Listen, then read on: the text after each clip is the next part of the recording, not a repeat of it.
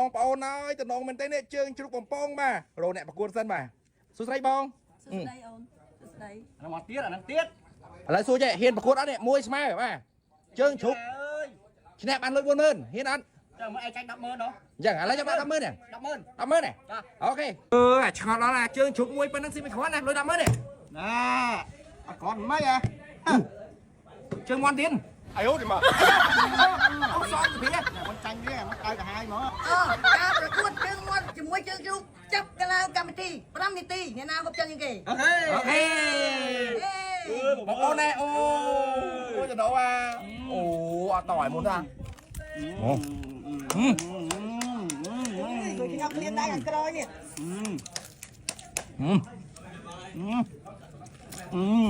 គឺយើងមកណាអត់ទៅណា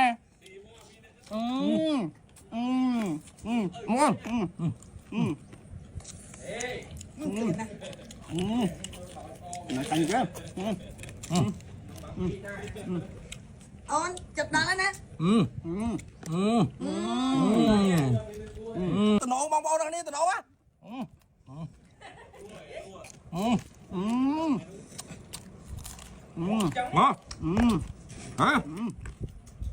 នេះបេកអួលណាអូនអួលណាអូឡើងទៅពីមកមច្ឆាដងក្អបអីហ្នឹងមច្ឆាដងគ្រីមខ្ញុំយកនេះចេះណូបងប្អូនណូគឺយើងមើលដាក់ខ្លាំងណាកូនឌឺចាញ់យ៉ាងហ្នឹងទៅបងប្អូនអរគ្នានេះគេហៅថាបាយឆាកាពីអ្នកទាំងអស់គ្នា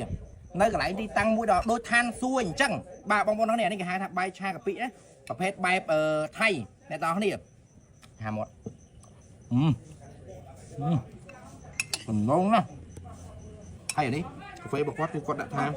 កាមេរ៉ាកាហ្វេទីទៀតខ្ញុំទៅមើលកន្លែងរបស់គាត់គឺសិតតែកាមេរ៉ាហ្មងហើយទីតាំងរបស់គាត់បាទអ្នកអស់នេះមកថតវីដេអូថតរូបភាពគឺធានាថាស្អាតអែម100%បាទជួបបងស្រីផ្ទាល់ចាអូនជំរាបសួរអូនជំរាបសួរបាទទេសួរតិចជេធ្វើមិនក៏ឆ្ងាញ់ម្ល៉េះណោះបងធ្វើដៃខ្លួនឯងហ្មងហ្នឹងអាយ៉ា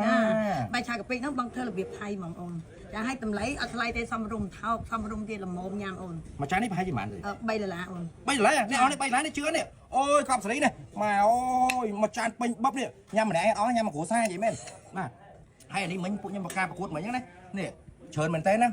មួយចានពេញបឹបអានេះគេហៅថាស្បែកជើងជ្រូកបំពងបាទជើងជ្រូកបំពងមួយតែម្ដងធំមែនតើបាទហើយមួយទៀតអានេះល្បីប្រចាំហាងរបស់គាត់គឺជើងមាន់បំពងដូចគ្នាខ្ទឹមសអ្នកទាំងអស់គ្នាបាទហើយនេះបាយប្រចាំតកូលគ្រួសារតែម្ដងក៏ប្រភេទបាយសាច់ក្តាមឆាបែបថៃអ្នកទាំងអស់នេះពងទាមើលដិតសាច់ក្តាមមើលទៅនៅខាងលើដិតមកតម្លៃទូថ្លៃអ្នកទាំងអស់នេះ$3អ្នកទាំងអស់នេះជឿទេ$3នេះនៅពេញគឺ$3ហើយនេះគេហៅថាផ្លូវចេះអាហ្នឹងម្ដងផ្លូវគេអាហ្នឹងហៅលើផ្លូវ 7NG អូននៅព្រែកលួ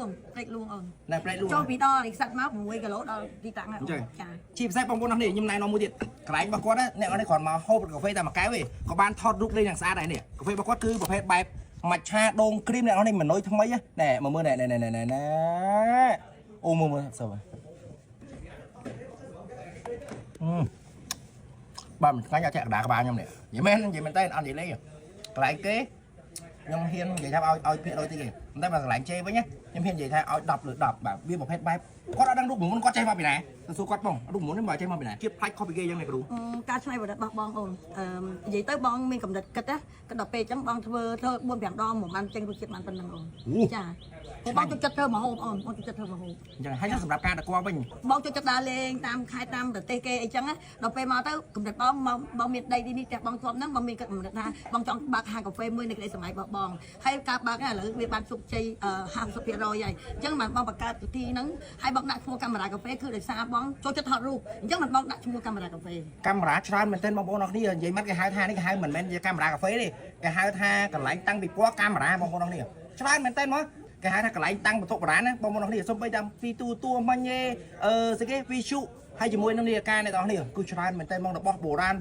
ហើយមិនមែនទិញថោកទេណាបងទិញតម្លៃមួយចាប់ពីខ្លះ1000ជាងអាខ្លះ3-400បាទកាមេរ៉ាខ្លះមួយ3-400ទិញនៅតាមក្រៅប្រទេសផងក្នុងប្រទេសផងដើររើសឆ្លៅជ្រាវទាំងអស់អូនស្រាវជ្រាវទាំងអស់យើងរកទិញហើយនៅមានច្រើនជាងនឹងទៀតអាហ្នឹងមកដាក់ប៉ុណ្្នឹងសិនអានេះបានន័យថាចេះក្តីសម័យរបស់គាត់ចាប់ពីអ្នកថតរូបរហូតដល់អ្នកខ្លាចបើកកាហ្វេកាមេរ៉ាថតរូបអ្នកចូលចិត្តថតរូបបាទអ្នកចូលចិត្តថតរូបបាទគាត់មិនមែនដៃកាមេរ៉ាមិនមែនជាកាមេរ៉ាបងប្អូនអរគ្នាបាទប៉ុន្តែគាត់